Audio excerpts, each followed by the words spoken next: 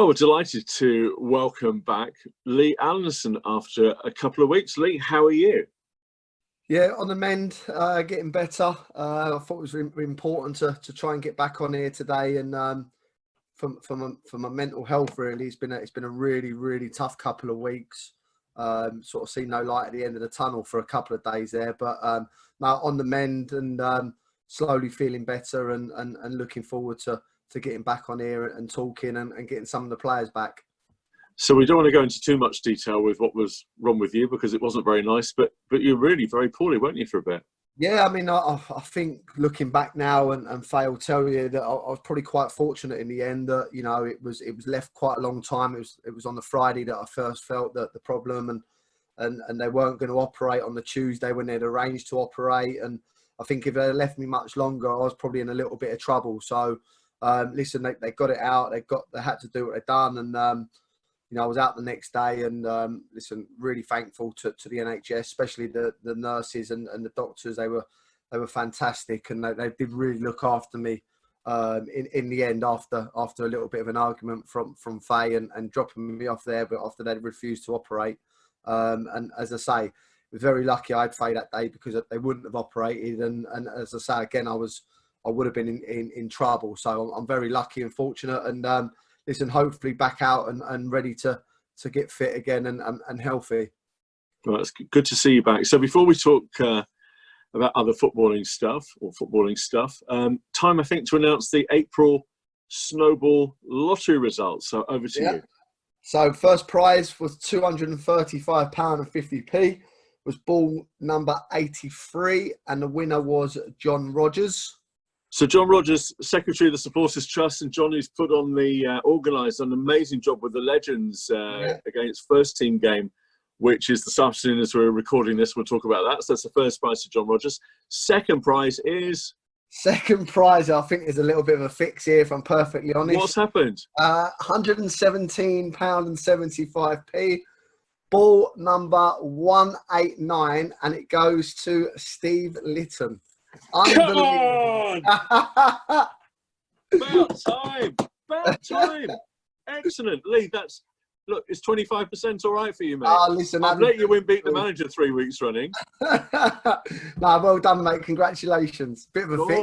Thank you very much. That'll run to a takeaway, I think, for Mr. Litton tonight. Excellent news. All right, so the Snowball lottery is really important to us, isn't it, Lee? Yeah, it's massive. You know, it's extra funds to the club.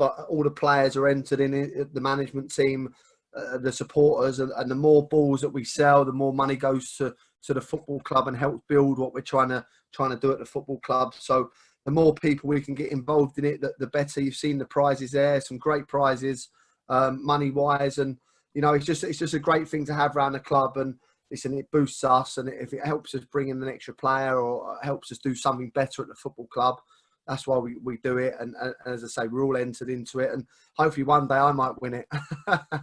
Yeah, but the players, you won the Christmas one, didn't you? Which was £1,000.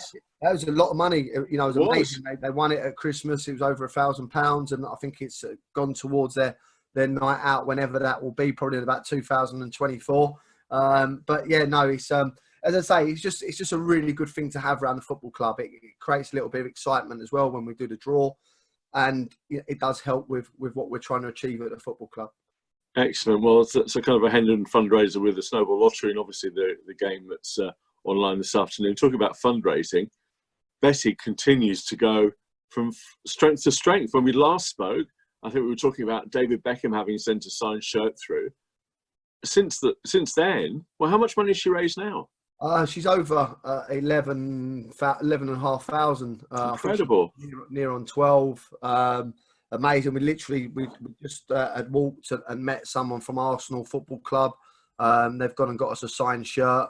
And listen, she's just done amazing. It's really hard for me because I was enjoying it so much that obviously with what I've had, I'm not able to do the rides anymore at the moment. Luca's taken the place. And Faye's continuing to do it. She's done brilliant. And listen, she's done 31 days. The kid hasn't moaned once. She gets up, she does it. She doesn't say a word. She loves it. And she's been amazing. And just thanks to the football family, you know, some of the messages I've had and some of the clubs that have sent shirts from all over the country, it really is amazing. And we've made some really good friends out of this. And I've got probably about 70 teams that I need to look out for results now in non-league, which is quite good because listen, it's just a great thing that's happened here. And hopefully, as I said, we're going to keep wearing the shirts every day. So we've got probably another 30, 40 days. We're probably driving people insane, but everyone's took the time to send the shirts, and we'll take the time to wear the shirts and do the mile bike ride. She's been on, I think, BBC Three Counties Radio. Has she been on the TV this week as well? Yes, the Anglian News have picked it up this week and they've put it on their website. And we even got an article sent today. It's even in one of the main newspapers in Italy, which is amazing. So again, she's done fantastic. And the more money we can help raise, the better. It teaches her good life lessons as well. And she's thoroughly enjoying it. The minute she wouldn't enjoy it, we wouldn't allow her to do it. She loves it. She gets up. She doesn't moan. She does a ride. She does a little video. And as I say, it just brings everyone that little bit closer together. And as I say, some of the shirts we've received from Chester City and Howes Owen, and my friend's a manager at Howes Owen, and even Taunton and teams like that, just pure class. And, we've got some good friends there now, and it's really nice. Excellent. So as the world continues to, kind of slowly move forward in a more positive way, I guess. When we've spoken previously, you were kind of thinking, maybe October, possibly even into the new year before you thought we might start. Any kind of more thoughts now where you might start to see a pre-season taking shape? Yeah, I mean, I'm very hopeful that it's funny. I think Luca said to me yesterday, the weeks are just going so quick, yet there's no sort of light at the end of the tunnel, if that makes sense. It's a very strange feeling at the moment. What we have to be careful is that we don't take liberties in what we're allowed to do. And hopefully that this passes. That I'm hopeful for the first or second week in September. I'm really hopeful for that. I believe that this could, if it's going to be here for the rest of our lives, like they're talking, and vaccines are so far away, at some point you have to learn to live with these things. And how that be, I don't know. That's for the government to sort out. But you can't stop life and you can't stop living at the end of the day. And, I look at it, and if kids go back to school in September, then, you'd like to think that, I think Belgium have said that all football will be played with crowds of less than 500. So we'll be absolutely I'll be all right. Hendon.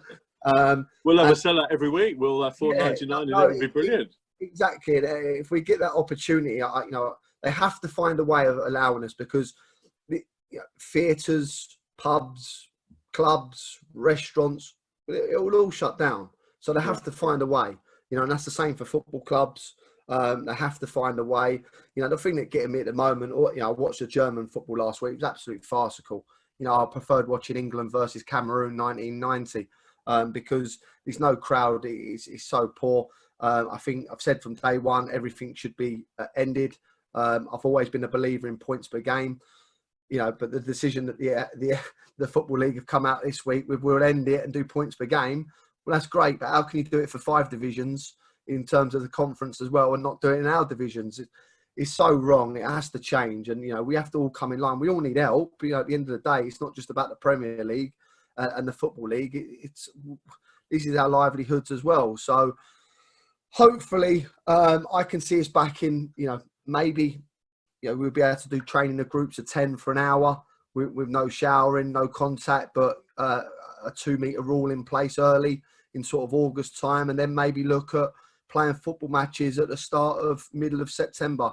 If that's the case, that would be fantastic. The only thing I say, and I've said it from day one, it's all right talking about the Premier League, but how about giving us a little date to work towards? Because at the moment, it's very difficult for all football clubs to work towards budgets, to work towards bringing players in, because we just don't know when we're going to start. And, there's a lot more out there than just Premier League football.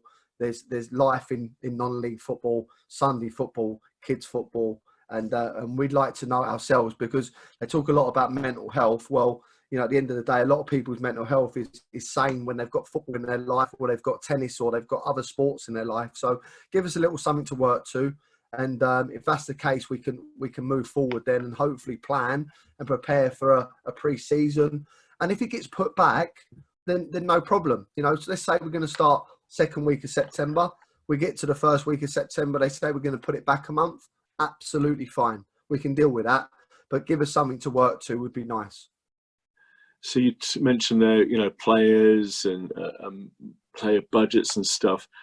Have you had a chance to talk to any players who kind of, I'm not asking for any names, who have kind of committed to maybe come if and when the season starts? No, I mean, I've spoken to, listen, I think a lot of players at this precise moment will keep their cards close to their chest. I think if anyone's offering money out at the moment, it's probably, listen, unless they've confirmed their budgets, which I find difficult at times, then it'll be hard. I've spoke to, what have I spoke to? I've spoke to probably 4 players that I see as key members of our squad. One would be a valuable member if we can get him into the football side. The others are very key members in the way I want to build our side. One, as I say, the first one that I've been after since I took the job. So, he would be a really good signing for us. And the other ones have come to light in the past 3 or 4 weeks. I've kept eyes on them, and they would come in and really strengthen us. But again, we've got to make sure that, what we're working to. I've said to the players, have time, take time to think. I don't want to rush anyone into a decision. Take your time, have a look at what we're trying to do as a football club, because I don't think it's going to come down to money anymore in non-league football. I think it's going to come down to who does things properly, who does things the right way.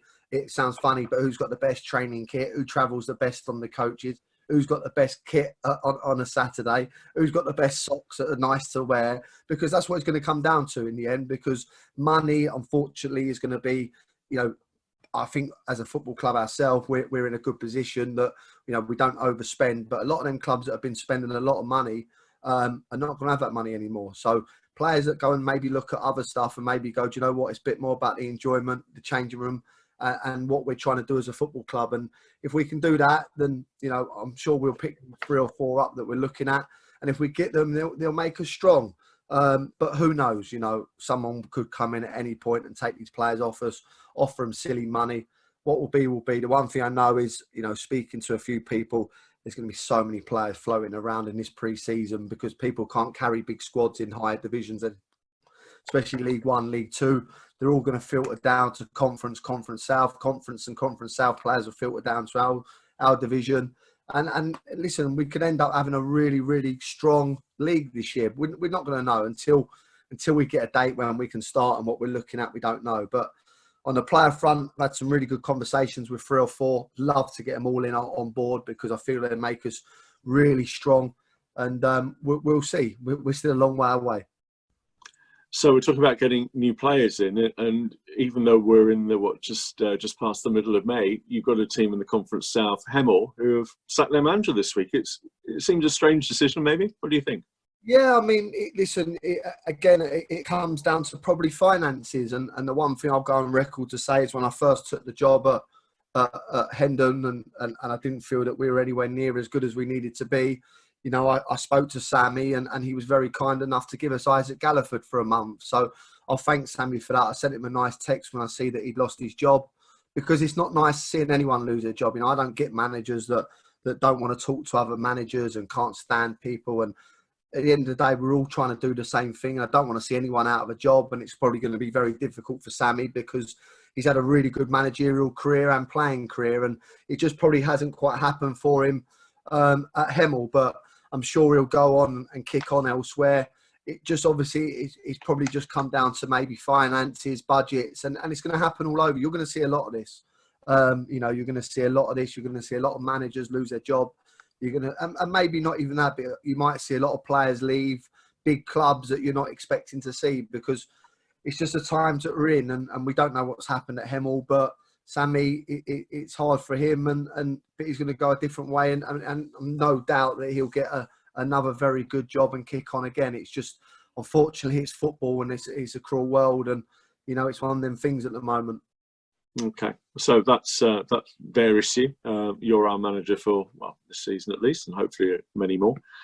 This afternoon, as we're talking, but not when this goes out on YouTube, is this kind of extraordinary virtual football match, which is the current Hendon team, managed by you, against a Legends squad. So how did this all come about from your perspective? Yeah, I mean, I think it was John that just see that someone else had done it and raised a little bit of funds for their football club, and he mentioned it to me, and I thought then, what a good idea.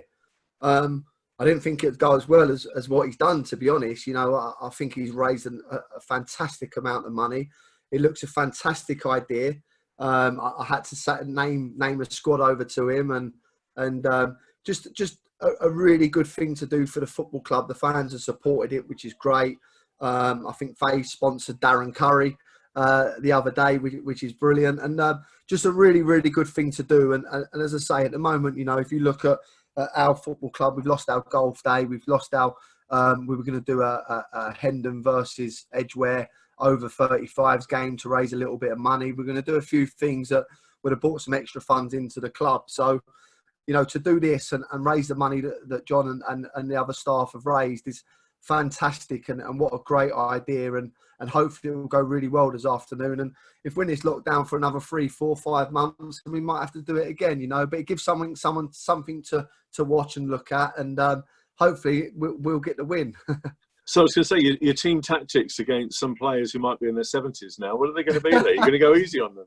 Oh dear, I bet he's probably put them as better players than what I've got. So I no doubt the Legends will probably turn up and roll us over today. Yeah, but listen, it's a great idea. I'm looking forward to having a watch, and we'll see how it goes. And again, just credit to everyone at the football club. As I say, from my point of view, I've seen a few things written this week, and I'm extremely happy at the club. I couldn't be at a better club for me at the moment.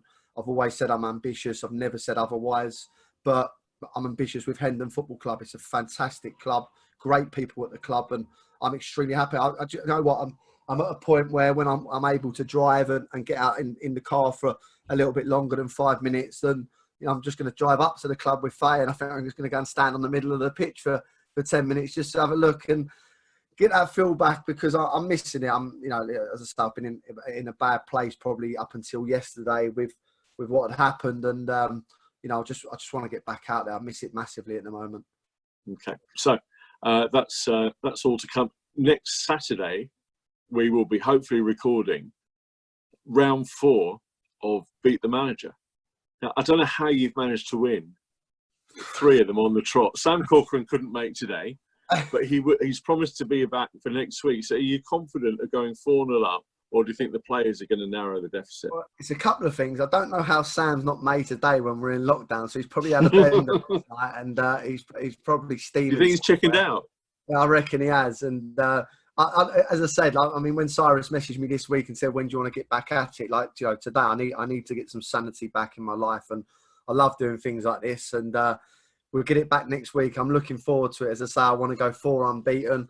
And but Sam's quite bright, you know. He doesn't look the brightest at times, and he looks a bit of a joker. But he's quite a bright lad, so I'm a little bit worried next week. I've got to be honest. I'm just wondering if Cyrus, can you just take a snippet of that, Cyrus? He's not the brightest at times. We can maybe just play that at the start of next week. Don't start asking me to mention the clubs he's had, because he's got so many managers that got rid of him. He's had so many clubs, we ain't got a clue. All right, well, listen, it's great to see you. Notice. It's great to see you back. Obviously, we're all chuffed that you're feeling a bit better. So keep feeling well. Enjoy the game this afternoon. Thank you very much for drawing my lucky ball. Listen, well done. I shall tell the wife when she gets back, wherever she is. And have a great week. And we'll see you for Beat the Manager round 4 next week. You take care. Looking forward to it. Thank you.